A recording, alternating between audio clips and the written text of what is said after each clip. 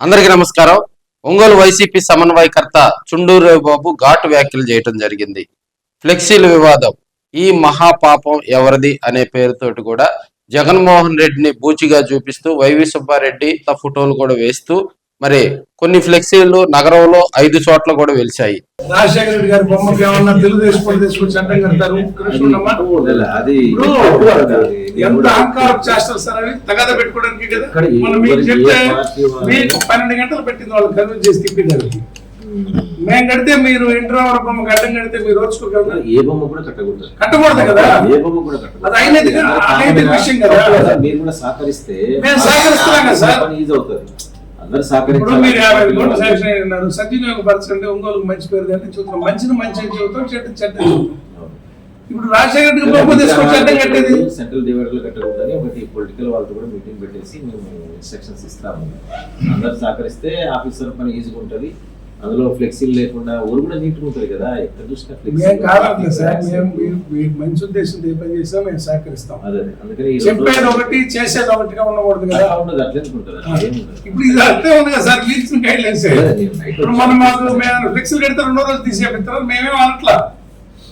అందరూ కొట్టే పెడతాము. పొలిటికల్ పార్టీ కాబట్టి మీటింగ్ పెట్టేసి ఇది ఇప్పుడు వాటి మీద చర్యలు తీసుకోవాలండి. వాడు ఎవడు అంటే ప్రతి ఫ్లెక్సీలో ఎవరు వేసారో ఫ్లెక్సీ బోర్డు స్టాఫ్ పేరు ఉండాలి, నెంబర్ ఉండాలి.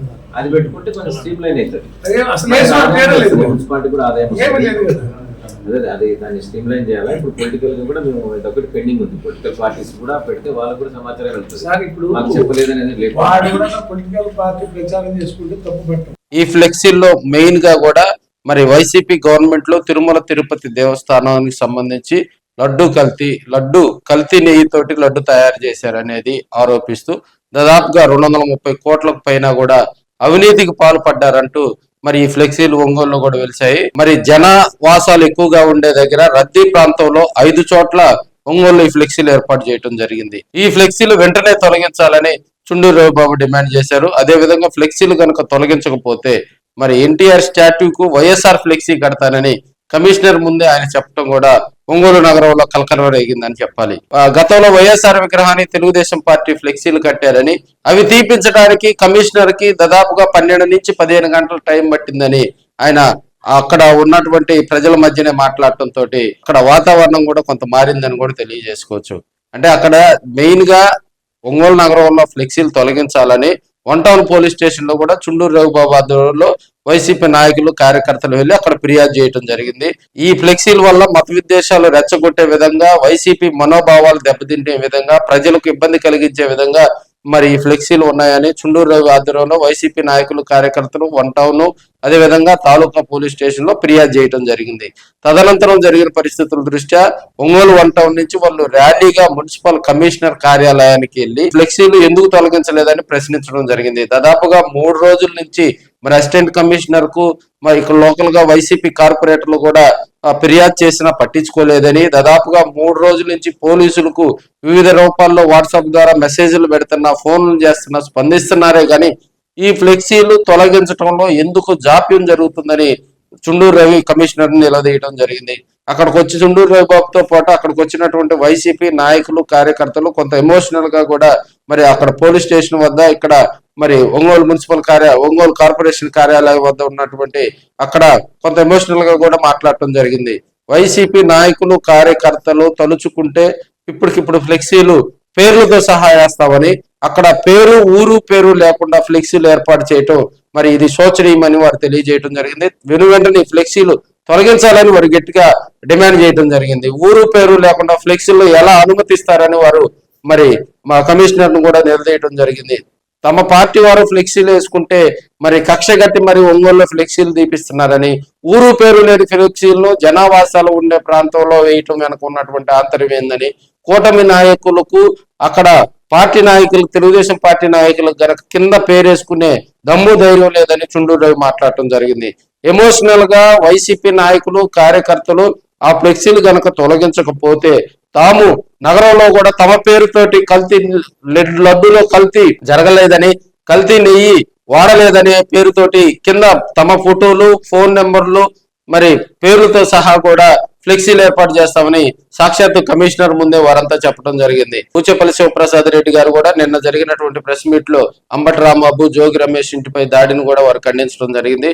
వెను వెంటనే ఫ్లెక్సీలు కనుక తీసేయకపోతే వైసీపీ ఉగ్రరూపం చూపిస్తుందని, తాము కూడా ఫ్లెక్సీలు ఏర్పాటు చేసుకుంటామని వారంతా కరాఖండిగా చెప్పడం జరిగింది. స్పందించినటువంటి కమిషనర్ టౌన్ ప్లానింగ్ వారి అందరూ దృష్టికి తీసుకెళ్లి వెను వెంటనే ఫ్లెక్సీలు తీసేపిస్తానని చెప్పడంతో వారంతా కూడా వెనుదిరిగినటువంటి పరిస్థితులు మనం చూస్తా ఉన్నాం.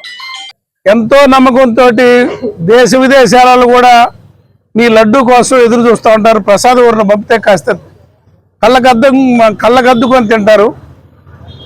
అంత విలువైన ప్రసాదంలో పంది కొవ్వు కలిసిందని, చేపను కలిపారని, ఏది బీఫ్ అంటే జంతు కొవ్వు కలిపారని సినిమా యాక్టర్ చేత మాట్లాడించి, అంటే ఏడన్నా మంచి పనికి బ్రాండ్ పీపుల్తో మాట్లాడించాలా? మీరు ప్యాకేజ్ ఇస్తున్నారు కదండి, అతను అట్లాంటి పనికిమాలిన పనులకు మీరు వాడుకుంటున్నాడు ఈ చంద్రబాబు నాయుడు. మీ కొడుకు మీరందరూ చేసిన ప్రచారం, మీకు అసలు వెంకటేశ్వర స్వామి మీద భక్తి ఉంటే ఇట్లాంటి మాటలు మాట్లాడతారా? తీరా మీరేసిన సిట్టు సిబిఐ విచారించి కొవ్వులు కలవలేదని చెప్పినాయి. పరువు పోయిన ప్రభుత్వం పరువు పోగొట్టుకొని ప్రజల ఎదురుగా దోషులుగా నిలబడి హిందూ భక్తుల ఎదురుగా తల ఉంచుకోలేక మళ్ళీ కల్తీ ఉందని కొత్త ఫ్లెక్సీలు కల్తీగా పెట్టారు. మీరు మీ పార్టీని క్లెయిమ్ చేసుకోవచ్చుగా, లేదా మీ ఎమ్మెల్యే పేరు రాసుకోవచ్చు కదా, లేదా పలానా నాయకుడిని రాసుకుంటే వాడి గురించి కూడా మేము రికార్డ్ చేసుకుంటాం. అది ఎవడో ధైర్యంగా నేను కట్టానని చెప్తే వాడి సంగతి రేపు ప్రభుత్వంలో మేము కూడా చూస్తాం. దమ్ము ధైర్యం లేక దొంగతనంగా ఫ్లెక్సీలు కట్టి ఏం బతుకుది? కమిషనర్ గారు మొన్న 19వ తేదీ ఫ్లెక్సీ కంపెనీల వాళ్ళందరినీ పిలిచి ఒక మీటింగ్ పెట్టాడు. అన్ని రాజకీయ పార్టీలకి ఒక సందేశం పంపాడు.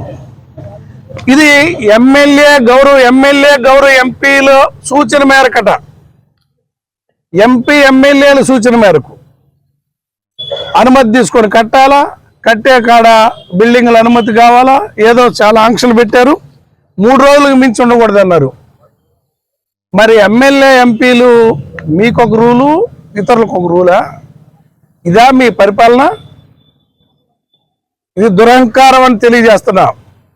ఇదే కొనసాగితే రేపటి మా ప్రభుత్వంలో మీ ఇళ్ల గోడలకి ఫ్లెక్సీలు వెలుస్తాయి. ఇది మంచి సంస్కృతి కాదని తెలియజేస్తున్నా.